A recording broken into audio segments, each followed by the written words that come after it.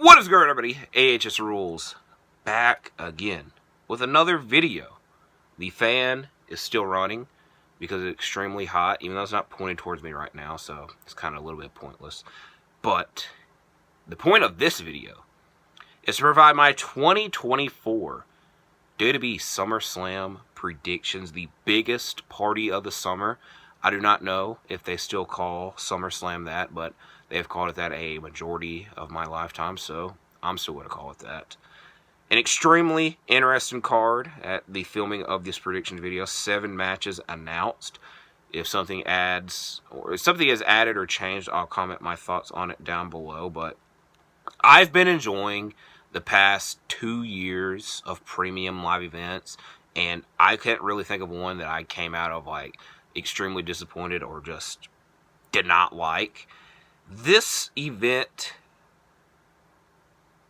I'm going to have to watch it. On paper, some of this I'm scratching my head at, but some of it has been heavily built, heavily featured, and I'm not really expecting this to be like bad, terrible, but there's some things I would change. I'm not going to say what those things are. You would just have to guess.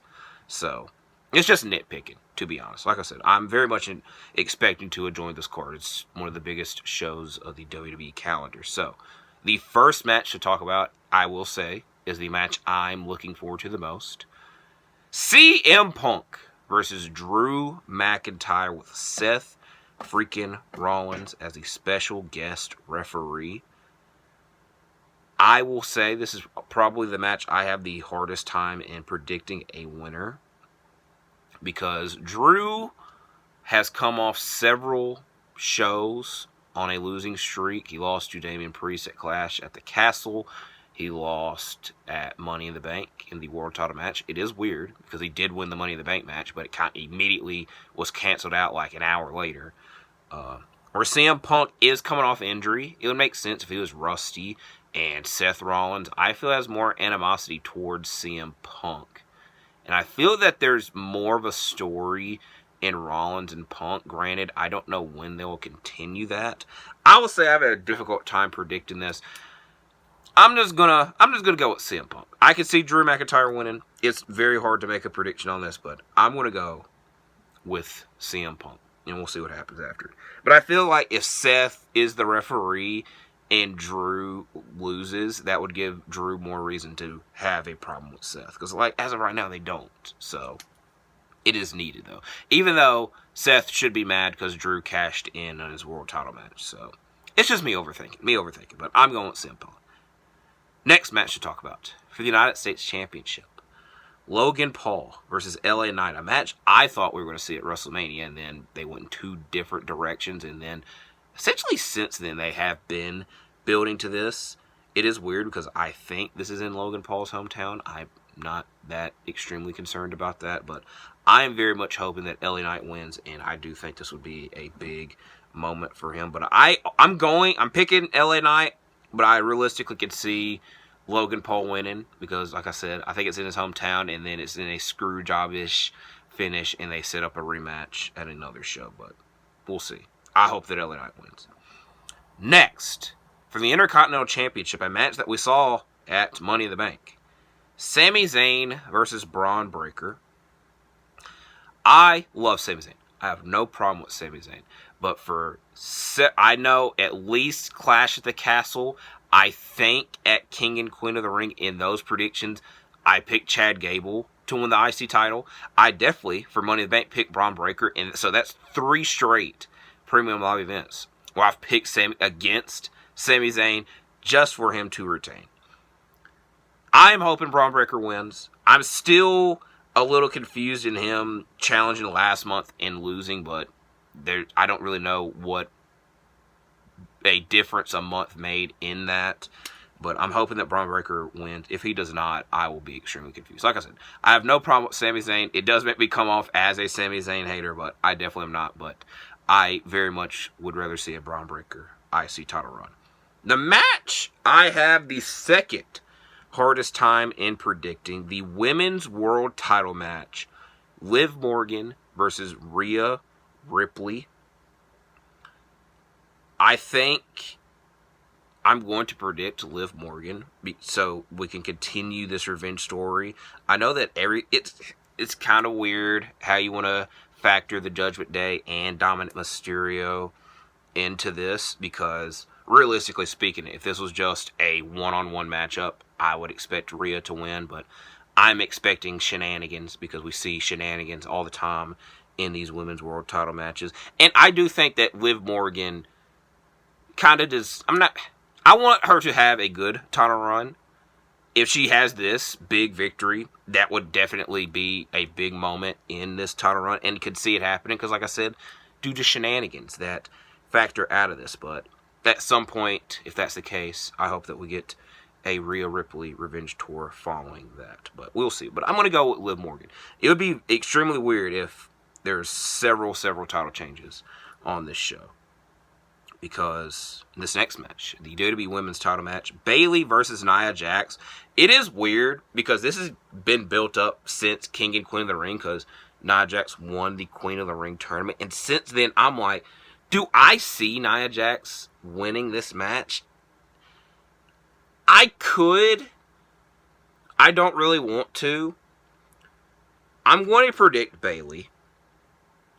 I've said this several times, and it will not be the last time that I say it. It actually probably will be the last time I say it, but I wouldn't be surprised if Nia Jax wins. I also wouldn't be surprised if we get a Tiffany Stratton cash in. Maybe. I don't know. I'm only saying I don't know because I definitely could see it happening, but I personally don't want to see it happen. I want the Money in the Bank briefcase to be built up and stay around a while, because if you go back to last year's SummerSlam, the Money in the Bank was cashed in there, and almost any other women's Money in the Bank holders cash in like a day or two. So besides Carmella, but like, let's build this Money in the Bank run up. So I don't really see a cash in happening, but it's a big stage. That would be the only reason I can see it happening then. Now, the moment I have been waiting for, I would say for months, but hypothetically speaking, for years. The World Heavyweight title match, Damian Priest versus Gunther, the 2024 King of the Ring, longest running, I think that counts as well, Intercontinental Champion, Gunther. It is weird because I have a Gunther figure over there on the shelf, and I do not feel like getting it, but it's here in spirit. I'm picking Gunther. We've been on this road. Y'all know I love Gunther. We're right here, days away. 48-ish hours away from him winning this world championship. Damian Priest, I will say, has had a good run. Not very, but this time 4-10. Let's just be honest. I'm not, that kind of sounds very hater-esque, but sometimes when you hate, you speak the truth. Now we get to our last matchup to talk about for the undisputed WWE title, Cody Rhodes versus Solo Sikoa. It's weird because the way that Solo Sikoa has been built up since WrestleMania, he's been built up as a bad man.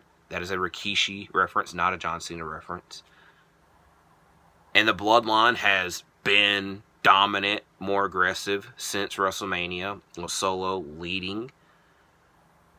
But the only reason I'm predicting Cody is just like, we've waited so long for this title reign to begin, and just for it to end, like, some of these title reigns have felt quick, and we've had a lot happen, and even in the Cody sense, it has. It was just like, we wanted to see this happen for so long, and for it to get taken away from us would actually be crazy, but it's a weird thing. The main thing I was trying to say here is that Solo Sikoa has been built up great since WrestleMania. I believe in him, and that he's been dominant and been I guess I could say, good leader for the bloodline.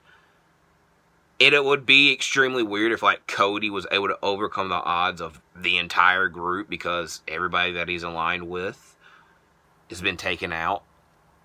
And there might be people that can help him. I don't really know or anything, but I'm expecting Cody Rhodes to win. If Solo won, I would be shocked. I definitely would be shocked if Solo won, but it's just like, he has, like, almost all the advantages, except for us fans wanting to see a long Cody Rhodes title run. But those are my predictions for SummerSlam. If anything has changed or added, I will comment my thoughts on it down below. I'm kind of doing this a little bit early, but I don't know if anything had changed or not. But I'm looking forward to this event. If you're going to watch, hopefully you enjoy it as well. If not, hopefully you have a safe and fun weekend. You like and subscribe. And I will see you in the next one. I'm out.